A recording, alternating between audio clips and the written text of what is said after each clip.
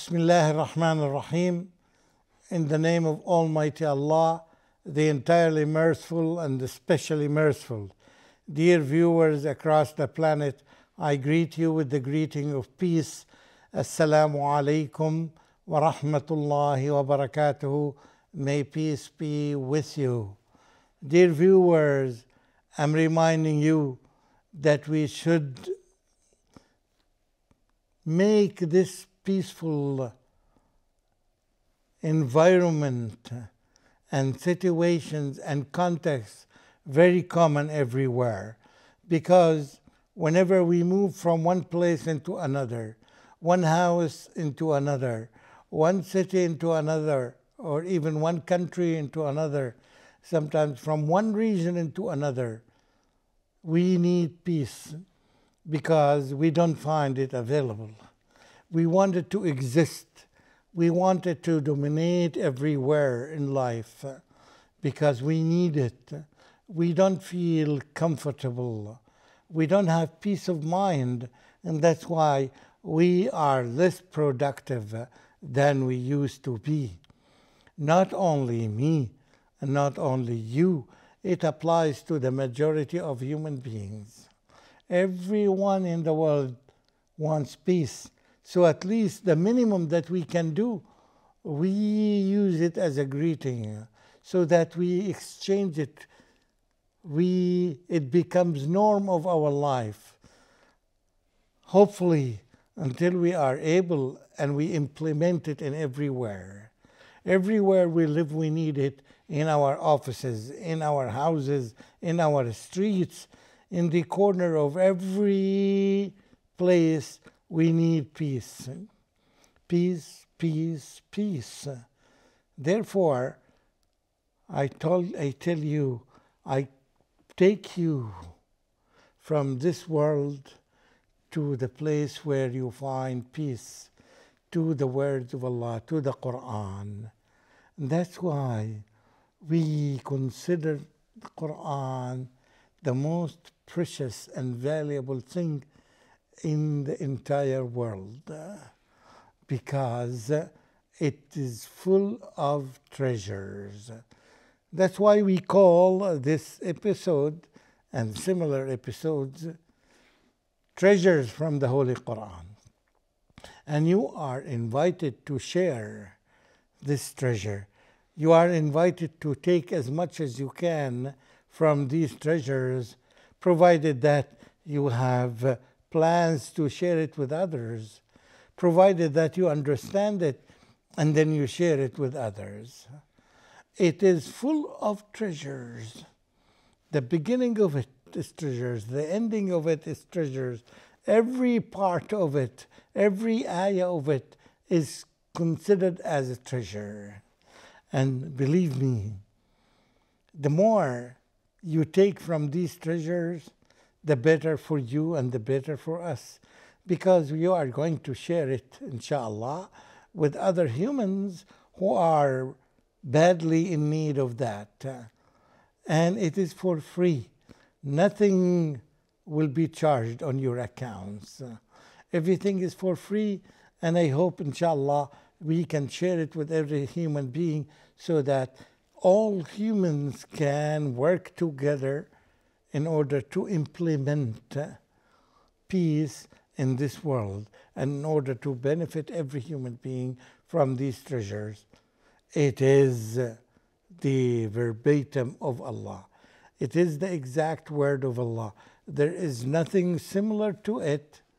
No matter where you go, there are millions of books, but because they are written by humans, even if they have some sort of apparent or superficial treasures, they are not really treasures. The treasures that are everlasting, you will find them only in this source, and that's why we focus on this.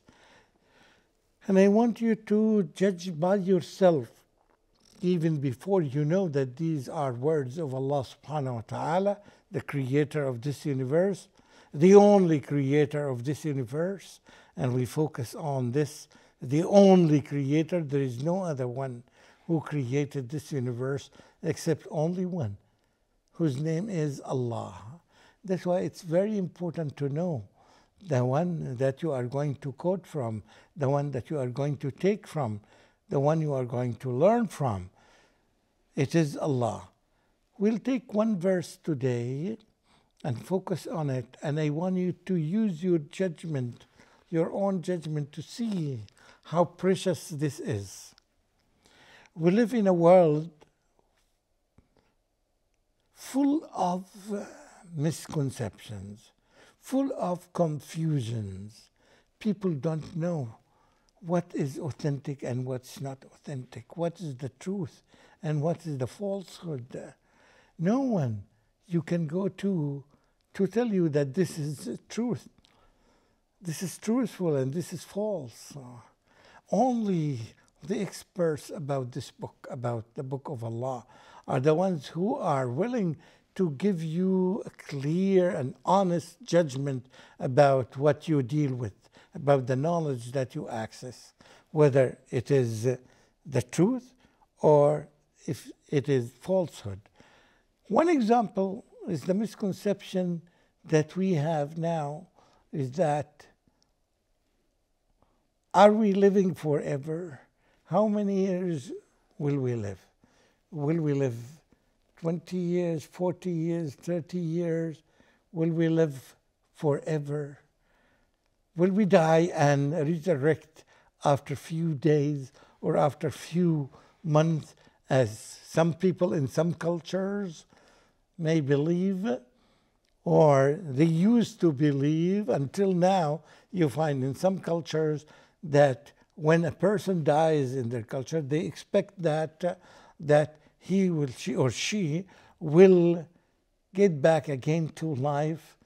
And therefore, even when they dig their graves, look at the pyramids of the pharaohs, they will even bury their slaves with them, thinking that they will resurrect in their graves, and their servants will, therefore they need servants, they need somebody to help them, to serve them as they used to be served in this life, because they were the kings and the pharaohs of their times.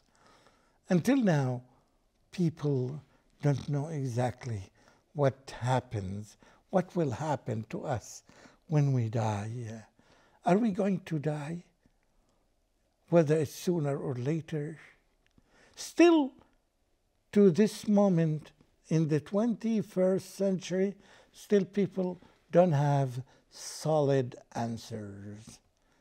Perhaps only the Muslims who have access to this book.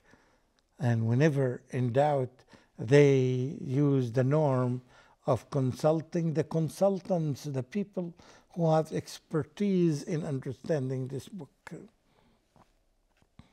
Look at this verse, this chapter called Chapter Ar-Rahman, chapter number 55. We'll take only one ayah, and we may explain its surroundings to give you the context of this ayah. The ayah says, which is ayah number 26. So ayah number 26, chapter number 55, known as Surah Ar-Rahman, chapter of the entirely merciful.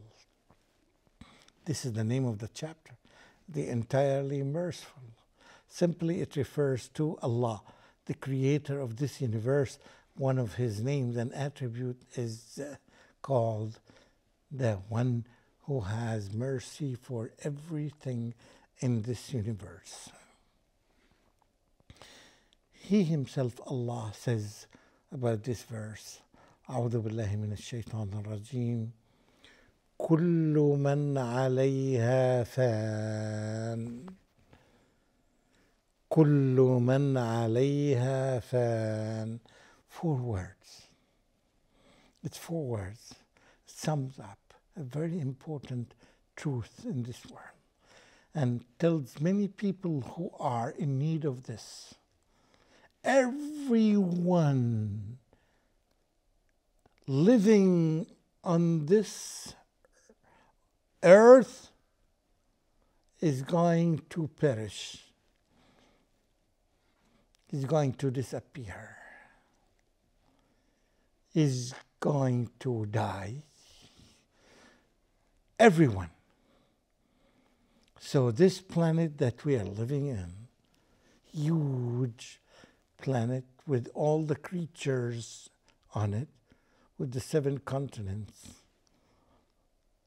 with the 70% of it is water and 30% is earth.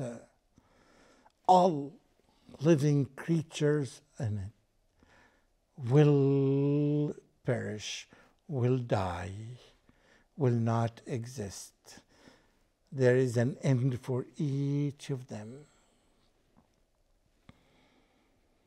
So your father and my father, yourself and myself, all the children and all the grown-ups, everyone will die. All the humans, all animals, all insects, any kind of life will end and will disappear. Except the following verse explain, إِلَّا وَجْهُ رَبِّكَ ذُو الْجَلَالِ وَالْإِكْرَامِ. Except, simply I would say it, except Allah. Everyone will die. And this is even in itself is a proof that tells you that when somebody tells you that he's God, ask yourself, does he die or not? For example, those who claim that someone is God, but this one died, no longer lives, because he's not God, he's not Allah, except only Allah. And one of the names of Allah subhanahu wa ta'ala is Al-Hayy, the everlasting living. He never dies. One of his qualities is Al-Hayy, the all-living. And the coming verse is very important because it's put in a way that challenges people. Can you deny that? Can you deny this truth? فبأي آلاء ربكما تكذبان. تكذبان talks to both humans and jinns. The ayah addresses them and tells them, can you deny, can you reject this truth? Which evidence you have, which proof can you depend on? فبأي آلاء ربكما تكذبان. Which of the signs of Allah can you reject? This is a sign that there is God, His name is Allah.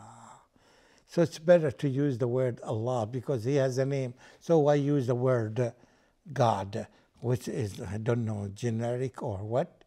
Yeah. But He has a name. Like you love to be addressed by a name, George or Ahmed or Francis or whatever name you carry. You love to be addressed of this. Which of these signs that Allah presents to you can you reject? Which of them can you reject? Can you say that this is not true? This is one example.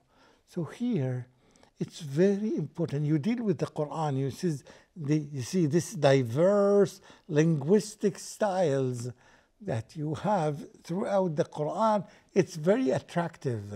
It gets you into the topic. You feel that from the very beginning, whenever you open any page, you would understand from the beginning of it that the style is not a human style. Now humans write like this. If you don't trust me, go and open the books behind you. The books that in any bookstore or any library. Go through some pages and open here and open one page only. You don't need to go through few pages. You will find a difference of style. The difference in this linguistic style, because it's the style of Allah subhanahu wa ta'ala, and nobody can do something similar to it, because this is a challenge by Allah subhanahu wa ta'ala himself for humans, because they cannot do something like that. If you have some doubts that this is not the book of Allah, try to challenge it. Just try to challenge one page or even few lines of it. You cannot bring something like this. Even if you gather together with a group of researchers or with all the researchers in the world, not only researchers, with all human beings gathered together and supported by all the jinns, when you gather together, you will never be able to produce something similar to this. Please accept the challenge and try to do something like this so that it removes all the doubts from your heart that this is not a book of Allah. You will discover after your failure that you cannot do something similar to it, that this is unique because it's a book of Allah subhanahu wa ta'ala. So this verse tells us about something very important. Every ayah, every line, every statement, every question is similar to this. It contains signs that it is from Almighty Allah. That's why when you learn something, it becomes so dear to you and so precious to you, because you learn something you would never learn in any other place unless it is a repetition or a quotation from the words of Allah subhanahu wa ta'ala. Then and only then you know that it is the word of Allah. So it becomes so valuable. So we encourage you and we motivate you and we motivate ourselves to get as much as we can and to understand as much as we can and to share it with many others as much as we can, so that people would know that this is the book that they are looking for. And finally, we thank Allah subhanahu wa ta'ala for making us guided among the guided people, and we continue asking Him to keep us guided and with full knowledge from Allah subhanahu wa ta'ala, so that we would share it with other humans. وآخر دعوانا أن الحمد لله رب العالمين والسلام عليكم ورحمة الله وبركاته.